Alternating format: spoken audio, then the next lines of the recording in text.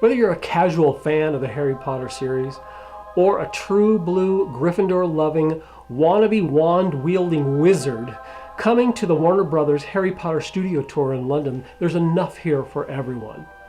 So why bother? Well, because of its impact on our culture. From just theater and home video sales alone, this franchise has grossed over $11 billion, and it's still going.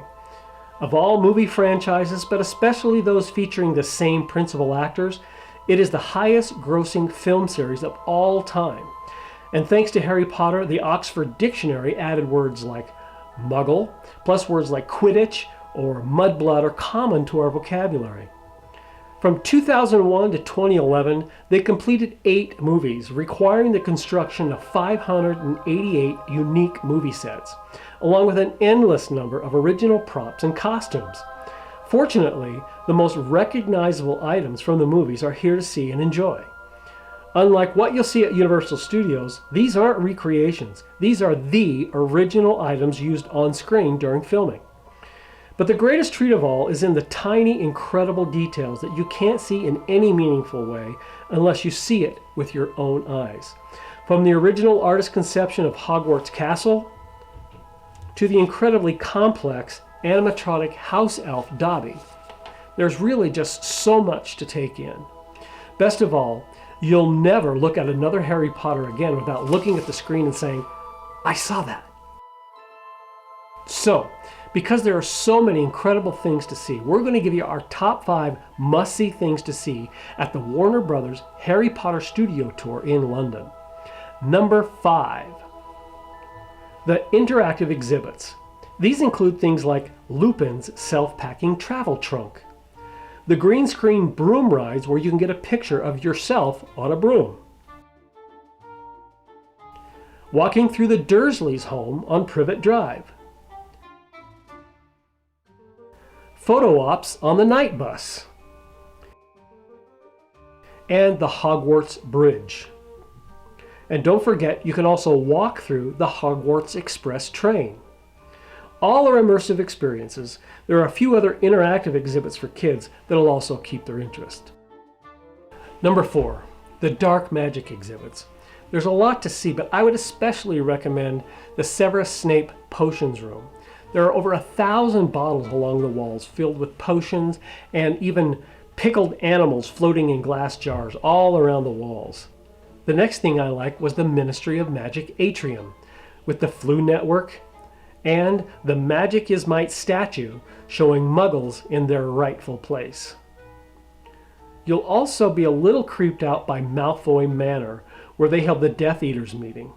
At this meeting, Voldemort also tortured and killed Charity Burbage, the professor of Muggle studies at Hogwarts, and fed her to his snake Nagini. And the office of Dolores Umbridge and her collection of kitten plates. Number 3, the Great Hall Room. This is the first room you'll see, and as you walk in, you'll see the long tables, and at the end of the room, you'll see the staff table. But here you'll see many of the primary characters' costumes, like Hagrid, Professors Snape, McGonagall, and Dumbledore, among many others. Number 2, Dumbledores Office and Gryffindor Tower. The headmaster's office itself is a large circular room with 3 different levels.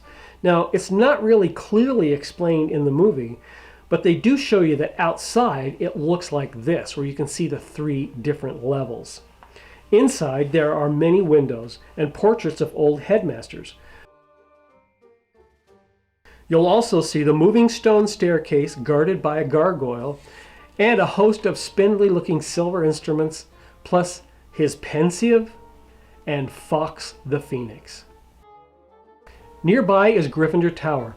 The entrance is concealed under the portrait of the Fat Lady, and here's the common room and the boys' dormitory where Harry and Ron slept. And the number 1 reason to visit the Harry Potter Studio Tour in London, the large-scale model of Hogwarts Castle. This 1/24th scale model was used in every exterior shot of Hogwarts. It's incredible. It took 7 months to make it. It took 3 months alone to create the bridge. And every single shingle was laid by hand. When all the time spent by 86 artists and crew members is added up, it took an incredible 74 years to build. Measuring 50 feet across, it has more than 2,500 fiber optic lights simulating lantern torches and students passing through hallways. It even has a miniature owl in the owlery and little tiny hinges on the doors. Make sure you stay for the 4-minute cycle where the lights change, simulating night and day. The best pictures are obviously when it's the brightest. So if you plan to be in London, just take the Overground Express rail north to Watford Junction. Then jump on the Warner Brothers shuttle to the studio and it drops you off right at the front door. One last thing, all tickets are prepaid. There are no walk-up tickets. So get online, buy your tickets now as soon as you can because they sell out fast. There's so much more we could have told you about, but you'll have to discover it on your own. Feel free to leave me your questions. Also, please like this video and subscribe, and then we'll send you notifications when our next video is available.